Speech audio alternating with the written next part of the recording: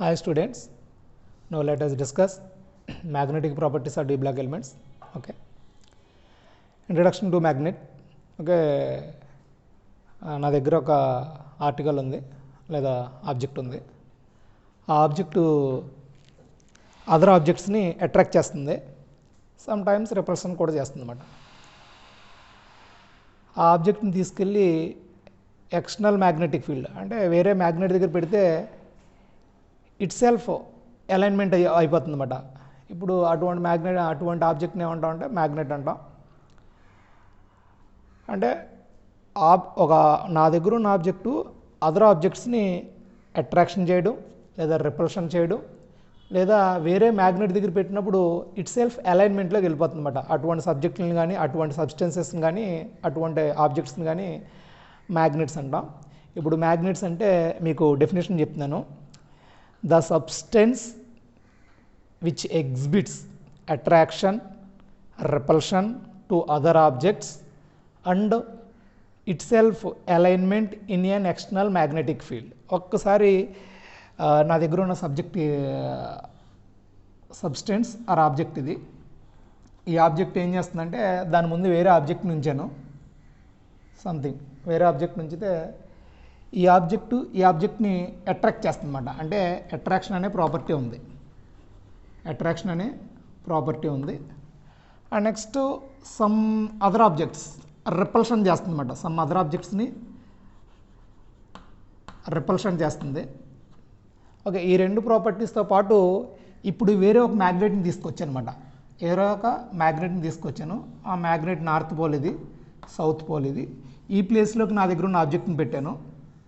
ఎప్పుడైతే నా దగ్గర ఉన్న ఆబ్జెక్ట్ని పెట్టానో ఈ మ్యాగ్నెటిక్ ఫీల్డ్ యొక్క డైరెక్షన్ ఏంటంటే ఈ డైరెక్షన్లో ఉందన్నమాట. ఈ మ్యాగ్నెటిక్ ఫీల్డ్ యొక్క డైరెక్షను ఈ డైరెక్షన్లో ఉంది. ఇప్పుడు నేను పెట్టిన మ్యాగ్నెట్ ఎవరో కదపకుండా దాని అంతటా అదే ఇట్ సెల్ఫ్ అలైన్మెంట్లోకి వెళ్ళిపోతుంది అన్నమాట. అలైన్మెంట్ అంటే మీనింగ్ ఇక్కడ ఆల్రెడీ మనం ఉంచిన మ్యాగ్నెట్ యొక్క డైరెక్షను ఏ డైరెక్షన్లో ఉంది, ఈ డైరెక్షన్లో ఉంది. ఆ డైరెక్షన్లోకి దాని అంతటా అదే మారిపోతుంది అన్నమాట. ఇప్పుడు నేను పెట్టినప్పుడు అది ఉన్న డైరెక్షన్ ఏంటంటే ఈ డైరెక్షన్ ఉంది. అంటే ఇది నార్త్ అనుకుంటే ఇది సౌత్ అనుకుంటే ఈ డైరెక్షన్లో ఉంది. ఆటోమేటిక్గా పెట్టగానే ఏమవుతుందంటే ఇట్ సెల్ఫ్ అలైన్మెంట్లోకి వెళ్ళిపోతుంది అన్నమాట. Alignment means already external magnet ఉన్న డైరెక్షన్లోకి మారడాన్ని అలైన్మెంట్ అని చెప్తాం. ఇప్పుడు అటువంటి సబ్స్టెన్సెస్ని ఏమంటాం అంటే మ్యాగ్నెట్స్ అంటాం. ఇప్పుడు మ్యాగ్నెట్స్ అంటే ఏంటంటే ఏదైనా ఒక సబ్స్టెన్స్ అదర్ సబ్స్టెన్సెస్ని అట్రాక్షన్ చేయడం కానీ లేదా అదర్ సబ్స్టెన్సెస్ని రిపల్షన్ చేయడం కానీ మరియు ఎక్స్టర్నల్ మ్యాగ్నెటిక్ ఫీల్డ్ అంటే ఎక్స్టర్నల్గా వేరే ఇంకో మ్యాగ్నెట్ని తీసుకొచ్చినప్పుడు ఇట్ సెల్ఫ్ దాని అంతటా అదే అలైన్మెంట్లోకి వెళ్ళిపోతుంది అన్నమాట. Alignment means external magnetic field యొక్క డైరెక్షన్ ఏ డైరెక్షన్లో ఉందో మనం పెట్టిన మ్యాగ్నెట్ కూడా దాని అంతటా అదే ఆ డైరెక్షన్లో మారిపోతుంది. అలా మారితే దాన్ని ఏమంటాం అలైన్మెంట్ అంటాం. ఈ ప్రాపర్టీస్ ఏ సబ్స్టెన్స్కి అయితే ఉంటాయో ఆ సబ్స్టెన్స్ అన్నిటిని కూడా మనం మ్యాగ్నెట్స్ అంటాం. ఇప్పుడు యూజెస్ ఆఫ్ మ్యాగ్నెట్స్ చూద్దాం. ఓకే, మ్యాగ్నెట్ అంటే ఏంటో డెఫినేషన్ మనకు తెలిసింది. యూజెస్ ఆఫ్ మ్యాగ్నెట్స్ చూద్దాం. ఓకే, మ్యాగ్నెట్స్ని సింపుల్ యూజెస్ చూద్దాం. Uses of magnets. You have many peoples refrigerators or fridges. మనందరికి చాలామందికి ఫ్రిడ్జ్లు కానీ రిఫ్రిజిరేటర్లు కానీ ఉంటాయి. రిఫ్రిజిరేటర్ డోర్ టైట్ చేయడం కోసం రిఫ్రిజిరేటర్ డోర్కి ఒక మ్యాగ్నెట్, నెక్స్ట్ రిఫ్రిజిరేటర్కి ఒక మ్యాగ్నెట్ అని ఉంటుంది. టైట్ చేయడం కోసం మ్యాగ్నెట్స్ని ఇచ్చేస్తాం. టైట్ అవ్వకపోతే ఏమవుతుందంటే లాస్ ఆఫ్ కూల్ లాస్ అయిపోతాం, మనం కోల్డ్ లాస్ అయిపోతాం. లాస్ అయితే ఎలక్ట్రిసిటీ కూడా కన్జ్యూమేషన్ ఎక్కువగా ఉంటుంది అన్నమాట. అంటే యూజ్ ఆఫ్ రిఫ్రిజిరేషన్స్ ఒకటి రిఫ్రిజిరేటర్లో ఫ్రిడ్జెస్లో యూజ్ చేస్తాం. అండ్ సెకండ్ పాయింట్ ఏంటంటే TVs, and next one microphones, and next one stereo audible devices. ఇట్లన్నిటిలో కూడా మనం మ్యాగ్నెట్స్ని యూజ్ చేస్తాం. దీంతోపాటు కంప్యూటర్లో మెమరీ స్టోరేజ్ కోసం మ్యాగ్నెటిక్ డివైసెస్ని యూజ్ చేసుకుంటాం. వీటితో పాటు ఎంఆర్ఐ స్కానింగ్, ఎంఆర్ఐలో కూడా ఉపయోగిస్తాం. ఎంఆర్ఐ అంటే మ్యాగ్నెటిక్ రెజినెన్స్ ఇమేజ్ అంటే ఎవరికన్నా హ్యూమన్ బీయింగ్స్ అంటే మనుషులు ఎవరికన్నా బాగోపోతే ఎక్స్రే తీయడం కోసం ఎంఆర్ఐ స్కానింగ్కి వెళ్తే అందులో స్ట్రాంగ్ మ్యాగ్నెటిక్ ఫీల్డ్ని యూజ్ చేసి హ్యూమన్ బాడీ యొక్క ఇమేజ్ని డెవలప్ చేస్తారు. అక్కడ కూడా మనం మ్యాగ్నెట్స్ని యూజ్ చేస్తాం. నెక్స్ట్ కాలింగ్ బెల్స్లోని, ఫోన్స్లో నెక్స్ట్ వన్ మోటార్ వైండింగ్స్లో ఇవన్నిటిలో కూడా మ్యాగ్నెట్స్ యూజ్ చేస్తాం. ఓకే, ఆల్రెడీ మనకు మ్యాగ్నెట్ అంటే ఏంటో డెఫినేషన్ తెలిసింది. నెక్స్ట్ యూజెస్ ఆఫ్ మ్యాగ్నెట్స్ కూడా తెలిసినాయి. అయితే మరి ఈ మ్యాగ్నెట్స్ ఎక్కడి నుంచి వస్తాయి? నెక్స్ట్ వన్, ఏ సబ్స్టెన్సెస్ మ్యాగ్నెట్స్గా బిహేవ్ చేస్తాయి? ఏ సబ్స్టెన్సెస్ మ్యాగ్నెట్గా బిహేవ్ చేస్తాయి అనేది మనకు ఒక doubt. Which one does behave magnet or which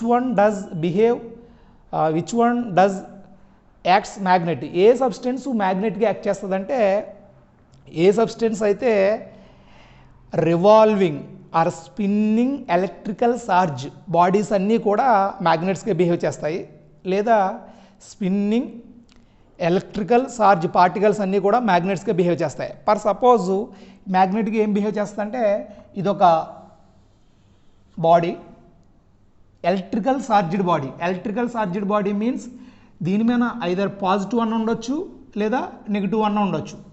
okay, positive or negative ఉంటే దాన్ని ఎలక్ట్రికల్ చార్జ్ అని చెప్తాం.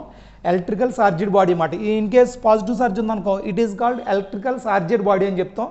లేదు నెగిటివ్ చార్జ్ ఉందనుకో అప్పుడు దీని మరలా అగైన్ ఎలక్ట్రికల్ చార్జ్డ్ బాడీస్ అని చెప్తాం అన్నమాట. ఎలక్ట్రికల్ చార్జ్డ్ బాడీ అనేది రివాల్వింగ్ అయితే స్పిన్ అవుతూ ఉంటే ఆటోమేటిక్గా దీనికి అట్రాక్షన్ అనే ప్రాపర్టీ, రిపల్షన్ అనే property, next it self alignment in external magnetic field alignment అనే ప్రాపర్టీ వచ్చేస్తుందన్నమాట. అంటే ఒక చార్జ్డ్ బాడీ రివాల్వింగ్ అవ్వడం వల్ల ఆ చార్జ్డ్ బాడీ ఎలా బిహేవ్ చేస్తుందంటే మ్యాగ్నెట్గా బిహేవ్ చేస్తుంది. అలా రివాల్వింగ్ అయ్యే దాని దగ్గరికి తీసుకొచ్చి వేరే ఆబ్జెక్ట్ని కానీ లేకపోతే వేరే మ్యాగ్నెట్ని పెట్టినప్పుడు ఆ మ్యాగ్నెట్ అట్రాక్షన్ కానీ రిపల్షన్ కానీ జరుగుతుంది. అంటే ఫైనల్గా చార్జ్డ్ బాడీస్ ఆర్ బిహేవ్ మ్యాగ్నెట్స్గా బిహేవ్ చేస్తాయి. లైక్ పార్టికల్స్ కూడా, ఎనీ పార్టికల్స్, ఏ పార్టికల్ మీదన్నా నెగిటివ్ చార్జ్ అనేది ఉందనుకో, negative charge or positive charge, ఇవి రివాల్వింగ్ అయిన ఆ పార్టికల్స్ కూడా మ్యాగ్నెట్స్లా బిహేవ్ చేస్తాయి. ఇప్పుడు స్టేట్మెంట్ ఏంటంటే D block elements act as magnets. D block elements అనేవి మ్యాగ్నెట్స్కే యాక్ట్ చేస్తాయి. ఎక్స్ప్లెనేషన్ ఆర్ థియరీ ఎక్స్ప్లెయిన్ చేస్తాను. అయితే for suppose D block element ఏదో ఒక దాన్ని తీసుకుందాం. డి బ్లాక్ ఎలిమెంట్ ఐరన్ని తీసుకున్నాను. ఎలిమెంట్ అంటే అందులో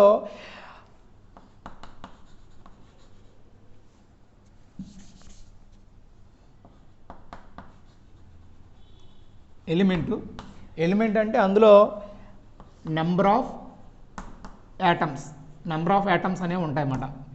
ప్రతి యాటంలో కూడా మనకి ఎవరుంటారంటే సబ్ అటామిక్ పార్టికల్స్ ఉంటాయి. సబ్ అటామిక్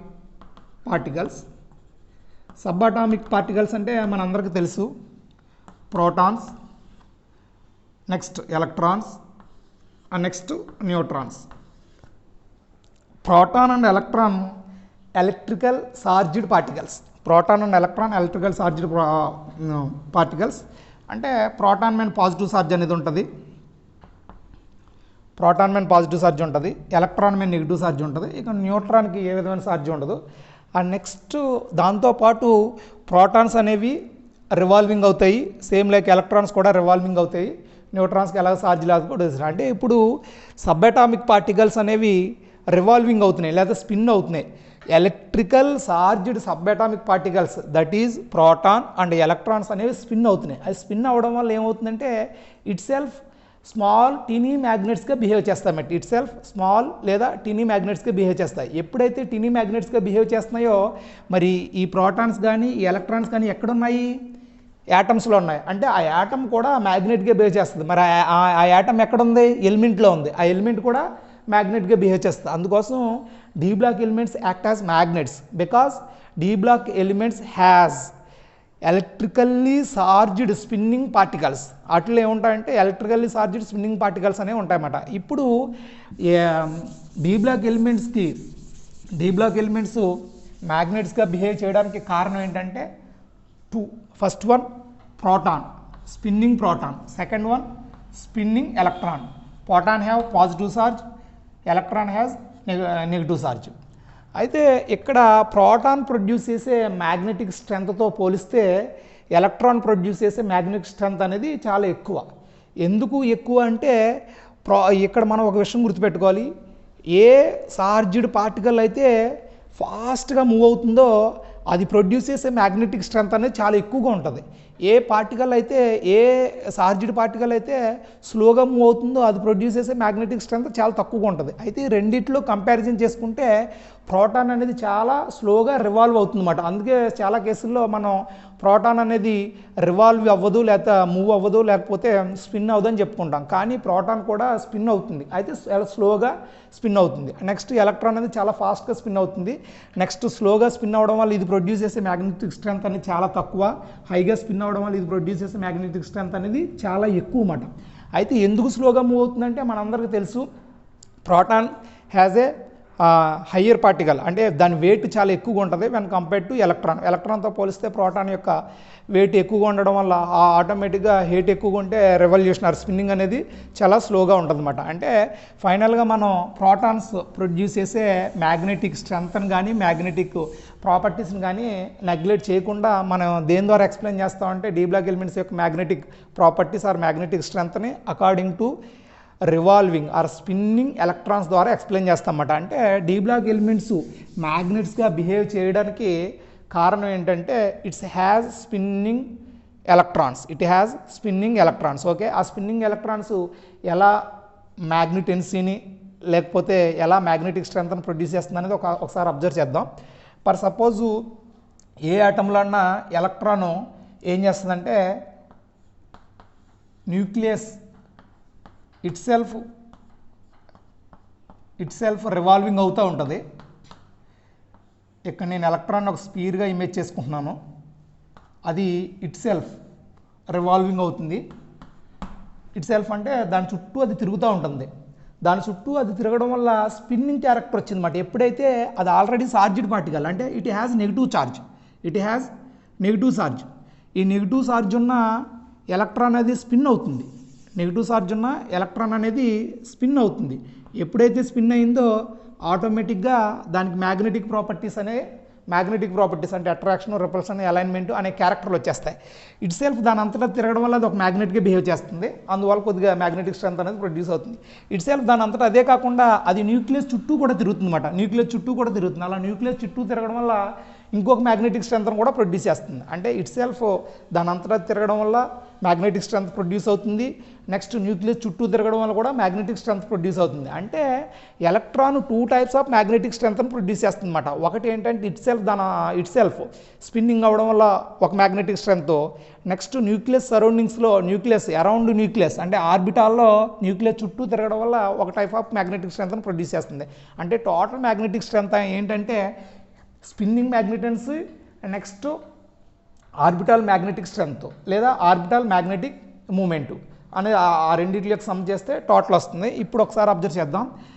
ఎలక్ట్రాన్ అనేది అప్వర్డ్ డైరెక్షన్లో క్లాక్ వైజ్ డైరెక్షన్లో తిరుగుతుందన్నమాట. అప్వర్డ్ డైరెక్షన్లో క్లాక్ వైజ్, అంటే అప్వర్డ్ డైరెక్షన్ అన్న క్లాక్ వైజ్ అన్న ఒకటే అన్నమాట. అప్వర్డ్ డైరెక్షన్లో ఉంటే ఎలక్ట్రాన్ క్లాక్ వైజ్లో తిరుగుతుంది, ఇట్ సెల్ఫ్ క్లాక్ వైజ్లో తిరుగుతుంది, దాంతోపాటు న్యూక్లియస్ చుట్టూ తిరుగుతుంది అన్నమాట. అప్పుడు అది మ్యాగ్నెటిక్ స్ట్రెంత్ని ప్రొడ్యూస్ చేస్తుంది అన్నమాట. ఇక్కడ మ్యాగ్నెటిక్ స్ట్రెంత్ ఎంత అంటే ఇట్ సెల్ఫ్ ఎలక్ట్రాన్ తిరగడం వల్ల ప్రొడ్యూస్ చేసే మ్యాగ్నెటిక్ స్ట్రెంత్ ఎంత అంటే μs. దాన్ని ఏమంటాం అంటే spinning magnetic strength or spinning magnetic moment అని చెప్తాం. అండ్ నెక్స్ట్ అది న్యూక్లియస్ చుట్టూ తిరగడం వల్ల అది ప్రొడ్యూస్ చేసే magnetic strength or magnetic moment ఎంత అంటే μl. దీన్ని ఏమంటాం అంటే యాంగులర్ మ్యాగ్నెటిక్ మూమెంట్ అని చెప్తాం, అన్నమాట. ఓకే, అప్వర్డ్ డైరెక్షన్ తిరిగితే ఇది సిచ్యువేషను. అలా కాదు, ఎలక్ట్రాన్ అనేది డౌన్వర్డ్ డైరెక్షన్లో తిరుగుతుంది. Downward direction means opposite spin or anticlockwise డైరెక్షన్లో తిరుగుతుంది ఎలక్ట్రాన్ అనేది. అంటే ఎలక్ట్రాన్ ఇక్కడ ఉంది, యాంటీ క్లాక్ వైజ్ డైరెక్షన్ అంటే డౌన్వర్డ్.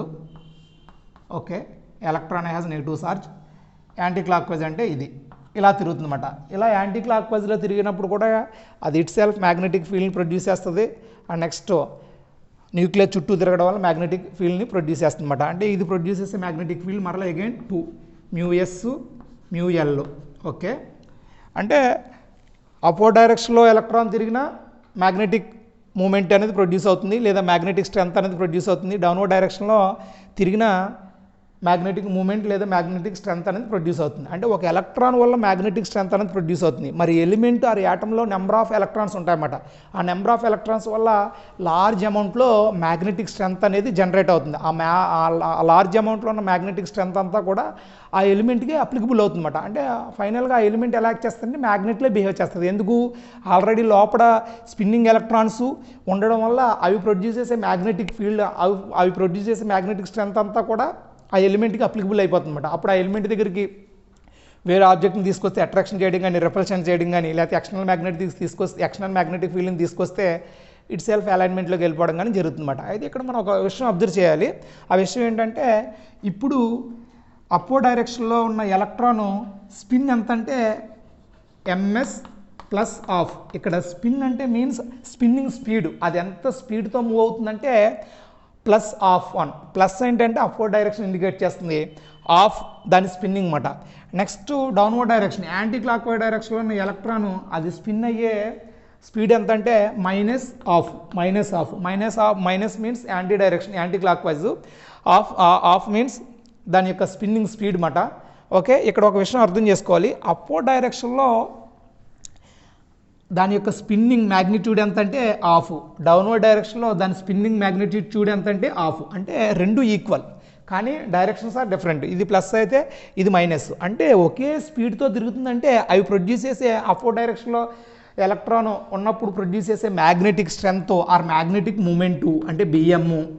నెక్స్ట్ డౌన్వర్డ్ డైరెక్షన్లో తిరిగే ఎలక్ట్రాన్ ప్రొడ్యూస్ చేసే మ్యాగ్నెటిక్ మూమెంటు రెండు ఈక్వల్ అన్నమాట. అంటే అందుకోసం మనం ఏం చెప్తామంటే పేరిడ్ ఎలక్ట్రాన్స్ ఇవి పేరిడ్ అయినాయి అనుకో, అప్వర్డ్ డైరెక్షను ఇలా ఉంది, డౌన్వర్డ్ డైరెక్షన్ ఇలా ఉంది, ఈ రెండు పేరు అయినాయి అనుకో అప్పుడు ఏమవుతుందంటే ఇది ప్రొడ్యూస్ చేసే మ్యాగ్నెటిక్ ఫీల్డ్, ఇది నార్త్ అయితే ఇది సౌత్, ఇది నార్త్ అయితే ఇది సౌత్. ఇది ప్రొడ్యూస్ చేసే మ్యాగ్నెటిక్ ఫీల్డ్ ఎలా ఉంటుందంటే నార్త్ నుంచి సౌత్కి ట్రావెల్ చేస్తుంది అన్నమాట. అంటే ఈ డైరెక్షన్లో ఉంటుంది, అంటే నార్త్ నుంచి సౌత్కి వెళ్తుంది. ఇది ప్రొడ్యూస్ చేసే మ్యాగ్నెటిక్ ఫీల్డ్ ఎలా ఉంటుందంటే ఇది కూడా నార్త్ నుంచి సౌత్కే. దాని డైరెక్షన్ ఎలా ఉంటుందంటే ఇలా ఉంటుంది. దాని డైరెక్షన్ ఎలా ఉంటుందంటే డౌన్వర్డ్ డైరెక్షన్లో ఉంటుంది. ఇప్పుడు చూడండి అమ్మా, ఇది ప్రొడ్యూస్ చేసే మ్యాగ్నెటిక్ ఫీల్డ్, ఇది ప్రొడ్యూస్ చేసే మ్యాగ్నెటిక్ ఫీల్డ్ సేమ్, అయితే డైరెక్షన్స్ డిఫరెంట్గా ఉన్నాయన్నమాట. ఇది అప్వర్డ్ డైరెక్షన్లో ఉంటే ఇది డౌన్వర్డ్ డైరెక్షన్లో ఉంది. అందుకోసం spinning electron coupled or paired electrons produce చేసే మ్యాగ్నెటిక్ ఫీల్డ్ 0 అని చెప్తామన్నమాట. పేరిడ్ ఎలక్ట్రాన్ ప్రొడ్యూస్ చేసే మ్యాగ్నెటిక్ ఫీల్డ్ 0. ఎందుకంటే ఇది అప్వర్డ్ డైరెక్షన్లో ఉంది, ఇది డౌన్వర్డ్ డైరెక్షన్లో ఉంది. ఇది ప్రొడ్యూస్ చేసే మ్యాగ్నెటిక్ ఫీల్డ్, ఇది ప్రొడ్యూస్ చేసే మ్యాగ్నెటిక్ ఫీల్డ్ సేమ్. ఎందుకు సేమ్ అయింది? దాని స్పిన్నింగ్ మ్యాగ్నిట్యూడ్ అనేది సేమ్. దీని యొక్క స్పిన్ ఆఫే, దీని యొక్క స్పిన్ కూడా ఆఫే. అంటే అప్వర్డ్ డైరెక్షన్లోది ఆఫే, డౌన్వర్డ్ డైరెక్షన్లోది ఆఫే, రెండు ఆఫ్లు. అంటే వీటి వల్ల ప్రొడ్యూస్ చేసే మ్యాగ్నెటిక్ ఫీల్డ్ కూడా సేమ్. అందుకోసం ఆపోజిట్ డైరెక్షన్లో ఉన్నాయి కాబట్టి మొత్తం total magnetic strength or total magnetic moment అనేది క్యాన్సిలేషన్ అయిపోతుంది అన్నమాట. అయితే మరి ఎవరి వల్ల మ్యాగ్నెటిక్ స్ట్రెంత్ అనేది వస్తుందంటే ఎలిమెంట్స్ కానీ సబ్స్టెన్సెస్ కానీ ఎవరి వల్ల వస్తుందంటే సింగిల్ ఎలక్ట్రాన్స్ వల్ల మాత్రమే వస్తుంది. అంటే ఆర్బిటాల్స్లో ఉన్న సింగిల్ ఎలక్ట్రాన్స్ వల్ల మాత్రమే మ్యాగ్నెటిక్ స్ట్రెంత్ అనేది జనరేట్ అవుతుంది. సింగిల్ ఎలక్ట్రాన్స్ ప్రొడ్యూస్ చేసే మ్యాగ్నెటిక్ స్ట్రెంత్ అనేది దాని యొక్క ఎలిమెంట్స్కి అప్లికబుల్ అవుతుందన్నమాట. అంటే నెంబర్ ఆఫ్ సింగిల్ ఎలక్ట్రాన్స్ లేదా అన్పేడ్ ఎలక్ట్రాన్స్ ఉంటే ఆటోమేటిక్గా ఏమవుతుందంటే దాని యొక్క మ్యాగ్నెటిక్ స్ట్రెంత్ కూడా ఇంక్రీజ్ అవుతుంది. ఓకే, ఇప్పుడు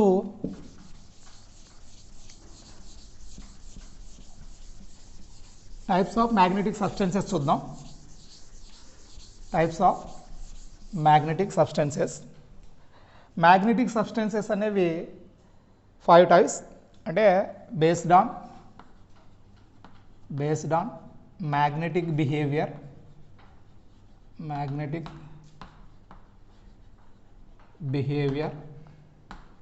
in an external magnetic field,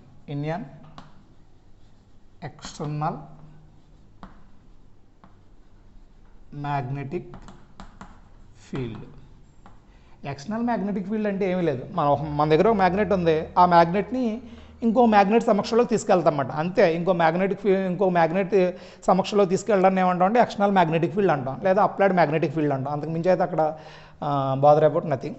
okay, దీన్ని based on magnetic behaviour in an external magnetic field, అంటే మన దగ్గర ఉన్న సబ్స్టెన్స్ తీసుకెళ్ళి ఎక్స్టర్నల్ మ్యాగ్నెటిక్ ఫీల్డ్లో పెడతామన్నమాట.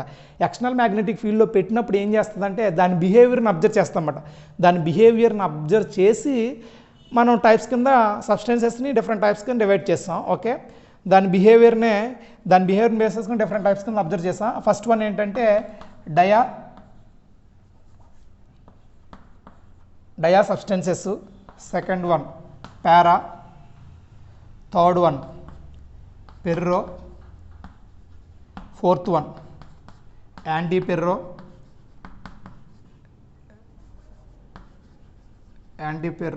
And fifth one ferri. అంటే diamagnetic substances, paramagnetic substances, ferromagnetic substances, anti ferromagnetic substances, ferri magnetic substances. Okay, ఇప్పుడు one by one చూద్దాం. అయితే in this syllabus we have only these 3 topics, dia, para, పెర్రో, and next two topics higher classes. Okay, first ఈ 3 టాపిక్స్ని చూద్దాం. పారా అంటే ఏంటో, డయా అంటే ఏంటో చూద్దాం. డయామాగ్నెటిక్ సబ్స్టెన్సెస్ అనేవి ఎక్స్టర్నల్ మ్యాగ్నెటిక్ ఫీల్డ్లో తీసుకెళ్ళానమాట. ఎక్స్టర్నల్ మ్యాగ్నెటిక్ ఫీల్డ్లో తీసుకెళ్తే అది స్లైట్గా రిపెల్ అవుతుందన్నమాట. ఫర్ సపోజ్ ఇది ఒక ఎక్స్టర్నల్ మ్యాగ్నెటిక్ ఫీల్డ్, అంటే ఇది ఒక మ్యాగ్నెట్, దీని యొక్క నార్త్ పోల్ ఇది, దీని యొక్క సౌత్ పోల్ ఇది. అలాగే ఇంకొక మ్యాగ్నెట్ని కూడా తీసుకొచ్చాను, దీని యొక్క సౌత్ పోల్ ఇది, దీని యొక్క నార్త్ పోల్ ఇది. ఈ రెండింటి మధ్య గ్యాప్ అనేది మెయింటెనెన్స్ చేసి మనం అబ్జర్వ్ చేయవలసిన సబ్స్టెన్స్ని తీసుకొచ్చి ఇక్కడ పెట్టాను అనమాట. మనం అబ్జర్వ్ చేయవలసిన సబ్స్టెన్స్ని తీసుకొచ్చి ఇక్కడ పెట్టాను. ఆ సబ్స్టెన్స్ ఏమైందంటే ఎక్స్టర్నల్ మ్యాగ్నెటిక్ ఫీల్డే కదా, ఈ రెండు కలిపి ఎక్స్టర్నల్ మ్యాగ్నెటిక్ ఫీల్డ్ కదా. ఈ ఎక్స్టర్నల్ మ్యాగ్నెటిక్ ఫీల్డ్లో ఆ సబ్స్టెన్స్ అనేదంటే రిపెల్ అయిందన్నమాట. రిపల్షన్కి గురైందన్నమాట. రిపల్షన్కి గురైతే అంటే స్మాల్గా రిపల్షన్ అయింది.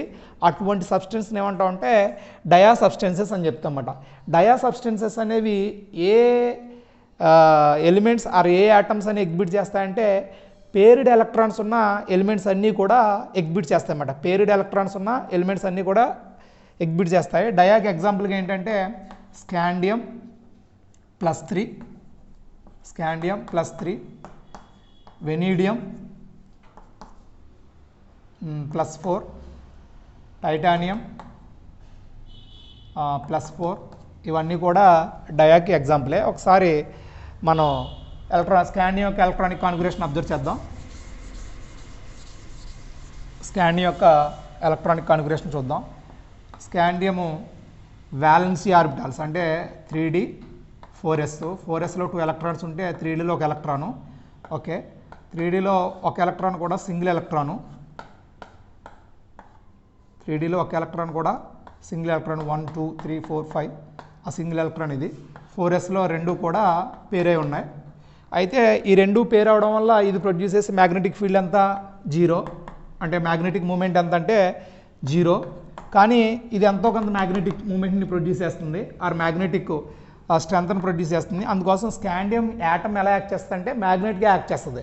అయితే ఇప్పుడు ఏం చేస్తారంటే స్కాండియంలో ఉన్న 3 ఎలక్ట్రాన్స్ని రిమూవ్ చేస్తుంది అనమాట. అంటే స్కాండియం +3గా మారిపోయింది. ఇప్పుడు +3గా మారిపోతే అందులో అసలు పేరిడ్ ఎలక్ట్రాన్స్ లేవు, సింగిల్